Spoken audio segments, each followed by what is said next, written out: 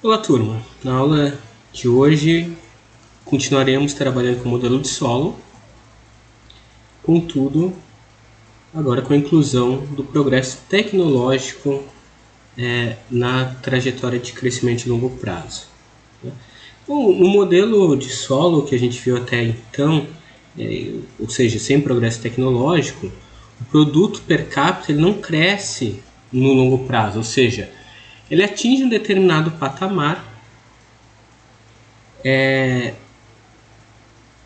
dentro do estado estacionário, numa determinada taxa de crescimento, ela não vai variar, ela só muda quando a gente está numa dinâmica de transição, ou seja, quando está tendo uma alteração no nível de poupança, então de um ponto de estado estacionário para o outro. Depois disso, a gente não tem mais elevações da taxa de crescimento do PIB per capita. Para gerar crescimento no longo prazo e sair desse processo de estagnação, é necessário introduzir o progresso tecnológico, e é isso que o modelo de solo passa a tratar. Ele vai observar que boa parte da mudança é mais relevante durante o década de 50 e 60 é explicada não pela taxa de investimento apenas, mas principalmente por alterações na produtividade do trabalho trazidas pela incorporação de novas tecnologias. E essa tecnologia, esse avanço tecnológico no modelo, vai ser tomado de maneira exógena. Então, a tecnologia no modelo de solo ela é um fator relevante que explica o processo de mudança, mas que ocorre de maneira exógena, ou seja, ela não há controle em relação à sua ocorrência. De modo que o solo ele vai observar, a partir das suas análises estatísticas, de que a maior parte do crescimento dos Estados Unidos, da sua renda per capita, lá de meados do século XIX até meados da década de 40, é explicada não pelo investimento, mas sim por esse fator exógeno, que é a tecnologia. Que o solo ele vai chamar então de resíduo de solo, que é a parcela do crescimento da renda per capita que não é explicada pelo modelo em si. Só que essa parcela era tão grande pelo cálculo do solo que chegava a 88% do valor representativo da taxa de crescimento da renda per capita dos Estados Unidos no período analisado. E por ser tão grande, o modelo de solo ele acaba não sendo capaz de explicar efetivamente o crescimento. Então, por isso, o que autores como o Abramovitz, que é um estudioso da mudança tecnológica, ele vai colocar que esse resíduo de solo ele mede nada mais nada menos que a nossa ignorância, por ser absurdamente grande. É importante também destacar que essa concepção de tecnologia se dá de maneira exógena, ela está muito atrelada à concepção adotada à época a partir do relatório do Vannevar Bush, que foi um economista importante e cientista que trabalhou para o governo Roosevelt durante a Segunda Guerra Mundial e fez um relatório ao final dela, em 1945, o qual o Roosevelt estava preocupado com o processo de avanço tecnológico dos outros países, particularmente do Japão e da Alemanha, e que passavam a se tornar reais competidores pela hegemonia mundial, econômica e financeira frente aos Estados Unidos, e produtiva. Nesse sentido, o Vannevar Bush ele vai fazer uma análise para tentar entender qual que é a origem da mudança tecnológica, da inovação, para a partir disso estabelecer políticas públicas dentro dos Estados Unidos que viessem então a garantir a manutenção desse patamar hegemônico que os Estados Unidos ocupava e ocupa até hoje. E nesse relatório, Bush ele vai apontar um modelo que é o chamado modelo linear de inovação, no qual ele vai entender que o processo de inovação tecnológica ele se dá inicialmente dentro dos laboratórios de pesquisa das universidades, né, dos institutos de pesquisa, e que ele se manifesta inicialmente a partir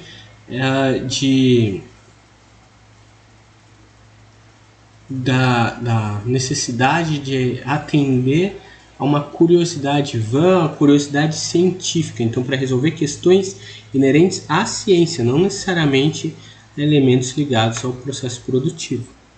E ao se encontrar um avanço, uma descoberta científica, essa então passa a ser incorporada dentro da pesquisa e desenvolvimento, que é o P&D, né, em formas, né, de se utilizar essa descoberta de maneira seja em novas mercadorias, novos produtos, em modos de produção. Isso vai então impactar na pesquisa aplicada, e da pesquisa aplicada, então, essa tecnologia ela é repassada para as empresas e incorporada por elas de modo então a chegar a uma etapa de comercialização. Então, primeiro a gente tem essa fase da pesquisa básica, dos laboratórios, das universidades, depois tem a pesquisa aplicada, que é a área do P&D efetivamente, e depois a fase da experimentação e comercialização, o qual termina com as empresas. Então, a inovação tecnológica por esse modelo ele não nasce dentro das empresas, ela nasce dentro dos laboratórios das universidades e é repassado para as empresas. Esse e se dá exatamente e necessariamente nessa linha de etapas. Então, não há como ter inovação tecnológica pulando uma dessas etapas. Por isso, é um modelo linear. De forma que a saída para o desenvolvimento de um país, e adotando esse modelo do Bush, é investir em P&D dentro das universidades, o que vai se refletir em políticas públicas próprias dos Estados Unidos, algumas que já existiam, outras que são reforçadas, e dessa forma essa concepção de como nasce a inovação tecnológica é incorporada também ao solo. E aqui a gente vai ter dois tipos de crescimento decorrentes desse mudança tecnológica, que é o chamado cutting edge, né, que é o crescimento que está à beira do precipício, ou seja, é o crescimento dos países que de fato desenvolvem novas tecnologias, né, e lideram esse processo, e o catching up, que são os países que eles não criam a tecnologia, mas tem que passar a incorporar ela para não ficar para trás. Então, o país que consegue incorporar essas novas tecnologias, essas novas inovações que, segundo o Solon, impulsionam o crescimento econômico, eles realizam um processo de emparelhamento, que é o catching up, que é tentar alcançar os países que lideram o crescimento no mundo. Se eles não conseguirem fazer isso, não conseguirem incorporar essas tecnologias, a gente tem um fenômeno do falling behind, que é o ficando para trás, que é a situação quando a economia de um país ela não consegue se dinamizar, não consegue incorporar novas tecnologias, e com isso ficar atrás tanto no quesito de qualidade das mercadorias, quanto na produtividade do trabalho, na tecnologia de produção. Esse tipo de fenômeno é muito característico de países em desenvolvimento, vai marcar muito a América Latina depois dos anos 70. Tá? Essa ideia do progresso técnico, do avanço tecnológico do solo, ele vai ser incorporado então à sua função de produção. Então a função de produção do solo ela vai ser função do capital, do estoque de capital, e do A vezes L. O que é o A? Ele representa então esse avanço tecnológico que acaba tendo um efeito de aumento da produtividade do trabalho. Então ela é poupadora de trabalho, por isso está multiplicando aqui o L. Tá? Transformando numa Cope-Douglas, a gente vai ter o K elevado a alfa, né? Então o estoque de capital elevado a alfa, vezes A, né? Que representa esse avanço tecnológico, vezes L elevado a 1 menos alfa. Incluído desse modo, então, o que se diz que a variável tecnológica A é aumentadora de trabalho, ou chamada de Herold neutra, ou seja, ele aumenta a produtividade do trabalho mais do que proporcionalmente ao acréscimo de trabalhadores. Então, se adicionarem, por exemplo, dentro do processo de produção 5 trabalhadores, o efeito que a nova tecnologia vai ter dentro do processo de produção vai ser que, digamos que o efeito produtivo disso, em vez de seria um acréscimo efetivo de 5 trabalhadores, seja de 7, por exemplo. É como se tivesse sido incorporado 7 trabalhadores para aquele dado estoque de capital. Então, o resultado disso é um aumento da produção. Tá? Por isso, ela se dá, né, e de maneira mais do que proporcional à introdução de trabalhadores. A gente tem outro modelo que é o chamado Hicks-Neutra, que é proporcional, no sentido de que se eu aumento um fator de produção, todos aumentam de maneira proporcional, igual. Não é o caso aqui do modelo de solo. Tá? Então, como vai se dar essa dinâmica da variação do estoque de capital e do crescimento decorrente dele a partir da incorporação do avanço do progresso técnico? Tá? Então, a lei de movimento capital ela vai ser similar ao que era antes. Então, a gente tem ali a variação do meu estoque de capital igual a minha parcela da poupança da renda, né, meu investimento, menos o delta K, né, lá a depreciação K, θ K, menos NK, que representa então a variação da taxa de crescimento da classe trabalhadora. Então, a lei de movimento capital por trabalhador efetivo vai ser, né, o K tio ponto, que é igual ao K ponto, ou seja, capital por estoque de capital, dividido por A, então, vezes N. Né? Então, isso vai ser o nosso chamado razão capital tecnologia, que vai nos dar essa relação do capital por trabalhador, considerando também o avanço tecnológico, tá? Que tem esse efeito aumentador de trabalho. Tá? E dentro desse processo, a equação de acumulação de capital vai ser o K' tio, K tio ponto, né, que vai ser então esse nosso capital por trabalhador, nossa razão capital tecnologia, igual a poupança, né, por trabalhador, menos investimento por trabalhador, menos N mais depreciação mais um G. O G, ele no nosso modelo vai representar a taxa de crescimento da tecnologia, né? Então, a taxa de avanço tecnológico, e é uma variável também exógena, né? Vezes o capital por trabalhador. Bom, dentro disso a gente segue a mesma lógica do modelo de solo sem progresso tecnológico, e a gente vai ter que vai haver um crescimento da economia a partir da incorporação de novas tecnologias e de investimento, né, acima da taxa de crescimento do progresso técnico, e da depreciação e da taxa do trabalhador. Né? Daí, com isso, a gente tem uma ampliação do nosso estoque de capital e, consequentemente, também tem um crescimento da nossa renda per capita.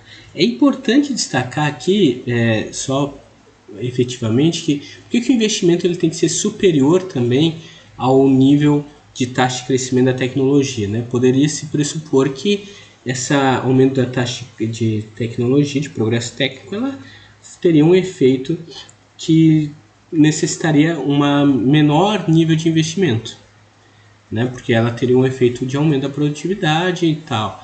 Só que a grande questão é que um avanço tecnológico ele tem efeitos imprevisíveis dentro do estoque de capital e que fazem com que muitas vezes se criem necessidades novas a partir daquela nova tecnologia, e o custo para manter esse avanço ele cresce. Então, à medida em que o estoque de capital cresce, se complexifica o processo de produção, é necessário manter um constante processo de investimento em P&D para manter constante, pelo menos, a taxa de crescimento do capital, do progresso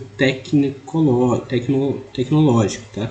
Ou seja, o avanço tecnológico ele tem um efeito positivo no nível de renda per capita, mas ele também implica num custo elevado para a sua manutenção. Por esse motivo também é que países ricos eles conseguem ser aqueles onde o avanço tecnológico de fato ocorre. Tem um efeito aqui de retroalimentação no qual o país rico ele tem o nível de poupança, de investimento, a estrutura produtiva necessária para que ocorra inovação tecnológica. Por outro lado, ele também é o país que consegue manter o avanço tecnológico mesmo com a ampliação do estoque de capital. Então, à medida que a tecnologia avança, vai se tornando mais difícil manter essa posição de liderança de progresso técnico e não estacionar. Por isso também países em desenvolvimento têm dificuldade em liderar esse processo de mudança tecnológica, ou seja, de ocuparem aquela situação do cutting edge. Tá? Então, como a economia atinge o estado estacionário, a gente vai ter primeiro que o investimento realizado em cada instante de tempo, que vai ser o nosso SI.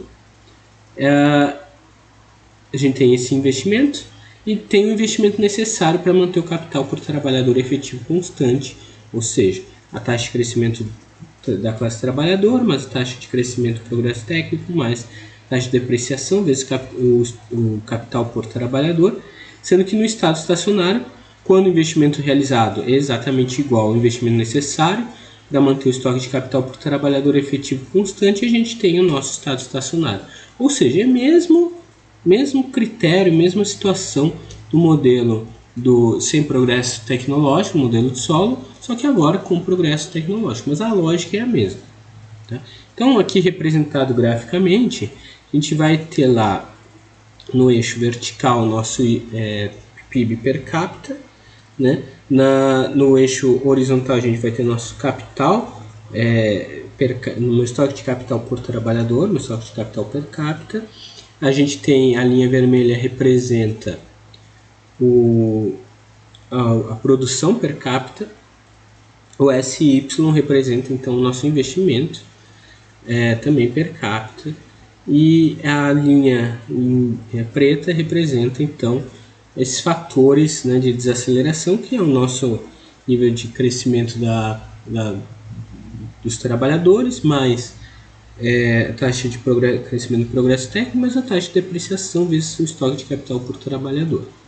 Então, o que a gente vai tendo aqui? Né? Então, a mesma lógica, à medida em que vai aumentando o seu nível de investimento, então ali a nossa curva verde, a gente vai tendo um aumento também do nosso nível de renda per capita, ali nossa curva vermelha. Então, você vê que as duas vão se mantendo ascendentes, né? Até chegar a um determinado ponto em que o meu nível de investimento não consegue compensar o crescimento da população, do progresso técnico e da depreciação. E com isso a gente entra no fatídico ponto do estado estacionário. Então, chegando no estado estacionário, aqui é o nosso ponto de equilíbrio de longo prazo, em que para ocorrer uma mudança disso, a gente precisaria de um maior nível de investimento, ou seja, uma poupança maior, né, para deslocar a nossa SI, ou então a gente também poderia ter um deslocamento da nossa função de produção a partir do avanço tecnológico. Então, a partir da incorporação de uma nova tecnologia que tem um efeito de elevação do trabalho ainda maior e que deslocaria a nossa função de produção para cima. Então, mesmo com o mesmo patamar de poupança, a gente teria um nível de renda per capita maior. Contudo, isso não se manteria se o nível de poupança não acompanhasse por causa dos efeitos decorrentes da necessidade de investimento em P&D para a manutenção da taxa de crescimento do progresso técnico. Tá? Mas, ceteris paribus, né, se a gente não tiver descoberta de uma nova tecnologia e nem aumento da poupança, depois que a gente passar do ponto do estado estacionário, o que vai acontecer é que a minha classe, meu número de trabalhadores, meu progresso técnico e minha depreciação vão crescer a um ritmo mais rápido do que o meu nível de poupança. A partir disso, eu não vou conseguir manter o meu nível de renda per capita e ele vai começar a decair. Então minha renda per capita, minha taxa de crescimento per capita vai desacelerar, e não só isso, ela vai se tornar negativa, minha renda per capita vai diminuindo até eu voltar ao ponto do estado estacionário. Então por isso, nosso ponto de equilíbrio de longo prazo, se não mudar a poupança e não tiver uma mudança muito grande na inovação tecnológica. Aqui nesse gráfico a gente tem a representação desse processo de mudança, que é nosso ponto de transição. Então no eixo vertical a gente tem o nível de renda, né? E no eixo horizontal a gente tem o estoque de capital por trabalhador. Então o que acontece nesse ponto exatamente é que a gente tem rendimentos, mesmo com a introdução de novas tecnologias, a gente tem rendimentos decrescentes. O nosso nível de investimento ele vai ter que começar a crescer a um ritmo muito mais rápido para compensar a taxa de crescimento dos trabalhadores, depreciação e progresso técnico, se eles se mantiverem constantes, né? Então não sem pressupor aqui um decréscimo ou um crescimento deles, então vai se reduzindo, né, à medida em que vai se precisando cada vez mais de poupança, e por isso a gente chega nesse ponto do estado estacionário. Então, como a gente atinge esse estado para qualquer estoque de capital, como deu para ver ali nos gráficos, de capital menor do que o K asterístico, né, que é o ponto ali do estado estacionário, o investimento realizado na economia é maior do que o investimento necessário para manter o K constante, ou seja, o K cresce e cresce. Então, pontos anteriores ao estado estacionário, né, qualquer aumento do estoque de capital vai fazer um crescimento maior, ou seja, antes das curvas do N mais depreciação mais o G vezes K cruzar com a curva do SY, a gente tem um aumento da minha taxa de crescimento, tá? Então, por isso, o meu estoque de capital ele cresce. Para qualquer estoque de capital maior do que esse ponto, o investimento realizado ele é menor do que o necessário para manter esse nível constante de crescimento. Então, com isso, a gente vai ter uma redução do nosso PIB per capita, da nossa renda per capita. Tá? Ou seja, posteriormente ao estado estacionário, a gente tem redução da renda per capita até atingir o estado estacionário novamente. Como eu disse, daria para sair desse estado estacionário a partir de uma elevação da taxa de poupança. Então, o aumento da taxa de poupança aumenta o investimento realizado na economia para qualquer estoque de capital. Com o estoque de capital inicial, o investimento realizado é maior que o investimento necessário. Então, cresce o capital por trabalhador efetivo e o produto por trabalhador efetivo. Ou seja, vai crescer capital e vai crescer produto. Em determinado instante, o investimento realizado será novamente igual ao investimento necessário e o capital por trabalhador efetivo voltará novamente ao equilíbrio. Ou seja, equivale mesmo a ideia do modelo sem progresso tecnológico. Então, se a gente quiser ter crescimento, a gente pode aumentar o nível de investimento através de nova poupança e a gente vai ter o mesmo processo de transição, né? Então, até o ponto em que as curvas se cruzam, a gente vai ter um aumento do crescimento da renda per capita até chegar nesse ponto de equilíbrio e daí, novamente, a gente se mantém no estado estacionário.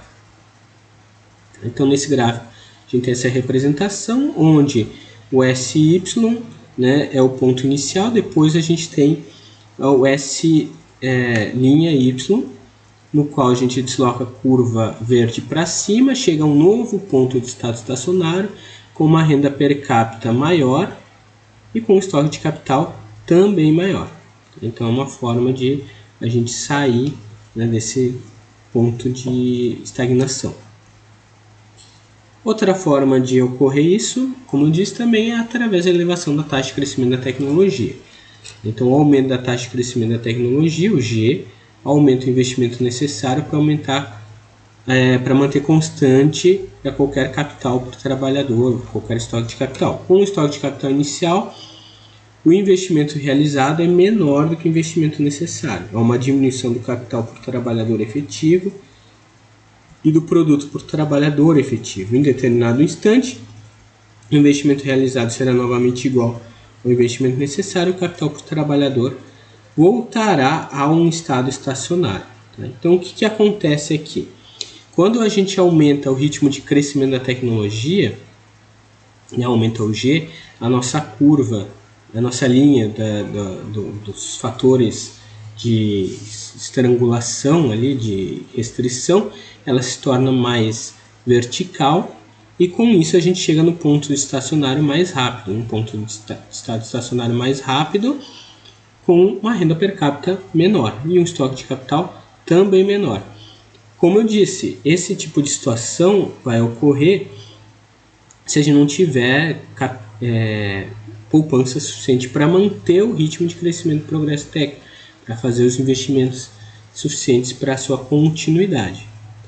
Então, com o mesmo patamar de tecnologia, à medida que ela vai avançando, vai incorporando novos setores, vai criando, sendo incorporados em novos produtos, a gente vai precisar de mais investimento. Né? Se eles não ocorrerem, a gente entra na estagnação antes do que o período anterior. Tá?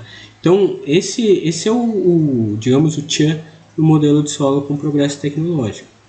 Se não houver poupança, se não houver investimento, mesmo com avanço tecnológico, o aumento da taxa de crescimento da tecnologia, em vez de a gente ter crescimento da renda per capita, a gente tem decrescimento dela. Seria diferente, no entanto, como eu disse, se a gente passasse não a ter um crescimento da tecnologia atual, mas sim a descoberta de outra tecnologia, que daí teria um efeito de deslocar a nossa curva de produção, da função de produção, e daí a gente teria um patamar de renda per capita maior, independente do nível de poupança que a gente tivesse. Como é necessário cada vez mais investimento para manter o avanço tecnológico, é uma tendência ao estado estacionário. Em razão de um modelo de solo assumir que a tecnologia é um bem livre, a possibilidade de convergência entre os países. Esse também é um ponto relevante do modelo de solo, porque como ele pressupõe um mundo de concorrência perfeita, com livre mobilidade de capital, livre mobilidade de fatores de produção, os países desenvolvidos eles crescem a um ritmo mais rápido, inicialmente a partir da descoberta da tecnologia, mas à medida que eles chegam a um determinado limite em que não há poupança suficiente para a manutenção da continuidade do G, né, do crescimento da taxa de crescimento da tecnologia, a tecnologia também vai acabar sendo incorporada por outras regiões que também têm poupança mais elevada, mais disponível, e por esse motivo para o solo, se não houver nenhum tipo de barreira, isso faria com que os países ricos crescessem a um ritmo mais lento, os países pobres crescessem mais rapidamente, incorporando essa nova tecnologia, realizariam um catching up e alcançariam os países ricos. Então seria um mundo, né, em que haveria esse crescimento mais equilibrado dentro da economia mundial. Tá? Depois a gente vai ver que há modelos que criticam essa percepção. O que o solo vai colocar é que quando isso não ocorre é porque a falta livre mercado, falta livre comércio, etc. Há barreiras que impedem isso, mas há outros elementos que também acabam pesando e impedindo esse tipo de convergência. Duas implicações importantes desse modelo para a política econômica são, primeiro, no modelo de solo, as mudanças na política aumentam as taxas de crescimento, mas apenas temporariamente. Então, ao longo da trajetória de transição, rumo a um novo estado estacionário. Ou seja, aquela situação que eu comentei na aula passada, e no modelo quando a gente estava discutindo a regra de ouro. Se a gente aumentar a poupança, a gente vai ter uma taxa de crescimento mais alta, né? A taxa de crescimento aumenta e a gente vai chegar a um PIB per capita mais elevado, mas isso não se mantém, né, perpetuamente, porque a gente vai chegar num novo estado estacionário. Então, no longo prazo, as políticas econômicas elas acabam tendo um efeito não duradouro, né, porque a taxa de crescimento ela não vai se manter no mesmo ritmo acelerado para sempre. Segundo, as mudanças na política podem ter efeito sobre o nível. Então, a gente aumenta o nível da renda per capita, mas não a taxa de crescimento do país. Tá? Então, Isto é, uma mudança da política permanente pode aumentar ou diminuir permanentemente o nível de produto per capita. Então a gente vai conseguir fazer com que a gente atinja um nível de renda mais elevado, mas a taxa de crescimento ela vai ser determinada por outros fatores, além da política econômica, além da política fiscal e da política monetária. Deve-se destacar aqui que dentro do modelo de solo, o que pesa mais é a política monetária. A política fiscal, como é um modelo neoclássico, ela tem um peso menos relevante para o crescimento no longo prazo. Tá? O que implica nesse ponto vai ser o desenvolvimento de políticas que consigam estimular o P&D, né, o investimento em P&D, ou seja, políticas monetárias como, por exemplo, redução na taxa de juros, que façam com que, né, o crédito fique mais barato, com que os agentes fiquem mais estimulados a investir dentro das suas empresas ao invés de fazer rentismo. Tá? Então são políticas que têm uma efetividade no curto prazo e que, se converter em investimento em tecnologia, podem ter efeitos de longo prazo. Então, tendo novas descobertas tecnológicas, a gente consegue manter um ritmo de crescimento mais acelerado, mesmo depois que os efeitos da política inicial cessem. Então, a conclusão dessa aula é que no modelo de solo, o crescimento do produto por trabalhador no longo prazo vai ser igual à taxa de progresso tecnológico. E o modelo, contudo, ele não explica a origem do progresso tecnológico. A taxa de crescimento da tecnologia é uma variável exógena no modelo. Daí se questiona de onde vem o progresso tecnológico, o que pode ser feito para aumentar esse progresso. Essas são questões que serão respondidas por outra classe de modelos, os chamados modelos de crescimento endógeno, os quais a gente vai estudar um deles na próxima aula, que é o modelo AK. Além dos modelos de crescimento endógeno, né, como o do Paul Romer, a gente tem também algumas explicações heterodoxas, particularmente dentro da teoria neo-schumpeteriana, que vai tentar entender o processo de mudança tecnológica a partir de uma teoria da firma com pressupostos diferentes da teoria microeconômica neoclássica. Tá? Então vão ser outras explicações, mas em que aqui dentro a gente não vai discutir dentro dessa disciplina, mas fica a sugestão, né, para quem tiver curiosidade, né, da leitura de autores como o Richard Nelson, o Sidney Winter, o Giovanni Dose, a Carlota Pérez, o Chris Freeman, que são autores que trazem luz para esse ponto não explicado pelo modelo de solo. Então, turma, a aula se encerra aqui. Nos vemos na próxima aula, agora para discutir o modelo AK, desenvolvido pelo Paul Romer. Até mais!